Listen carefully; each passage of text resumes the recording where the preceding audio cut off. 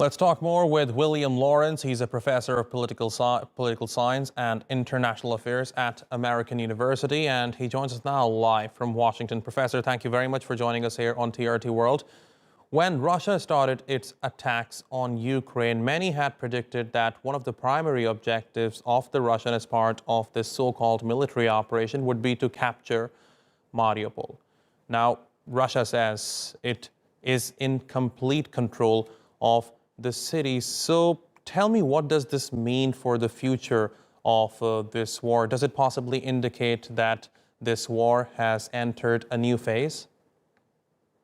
No, it means probably that we're one step closer to the possibility of a resolution because don't forget, Russia took Mariupol twice and lost it twice in 2014, and then took it a third time now. So one way to see this is it took Russia 6 years and 3 tries to take one major Ukrainian city, the one that guarantees to some degree the land bridge between the Donbass and Russian territories and Crimea.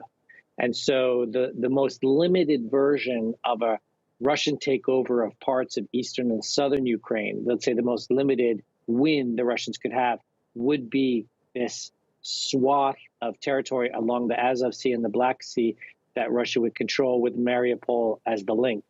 The problem is, and as I've said before on TRT, does the end of this war mean Russia grabs more Ukrainian territory, doubles or triples the amount it took in 2014, and then we get a ceasefire, and then we get a sort of a fragile peace, a fragile political process with long-term goals, like we saw both in the Ukraine, Paris, Normandy process before, or like the one in Armenia and Azerbaijan, where the future war looks like it'll break out again because these aren't long-term settlements, or is this, are the Ukrainians going to get enough arms to push the Russians back to the 2014 borders or the 2013 borders, which would mean a longer war?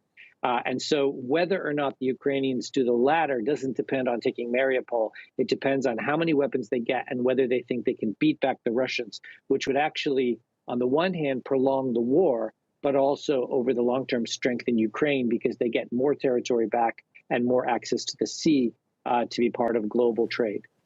Professor, I just want to make sure I get this right, because what you have just said is very interesting. Are you saying that the fall of Mariupol could possibly put an end to this war between Russia and Ukraine and pave the way for a resolution between the two countries?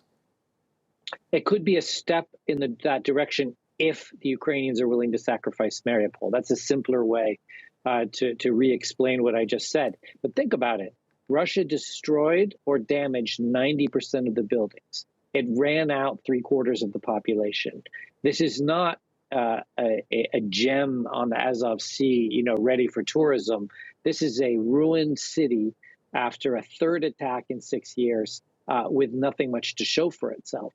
And so, is that our future? Russia holding these ruined areas of Ukraine, as Zelensky was talking about today, or will the Russians get pushed out? That's the remaining question. The chance that Russia takes over the 3/4 of Ukraine, which has managed to withstand it, is not even on the table anymore. It's just, how does this war end with how much territory in Russian hands? Professor William Lawrence, it's always a pleasure speaking to you, sir. Thank you very much.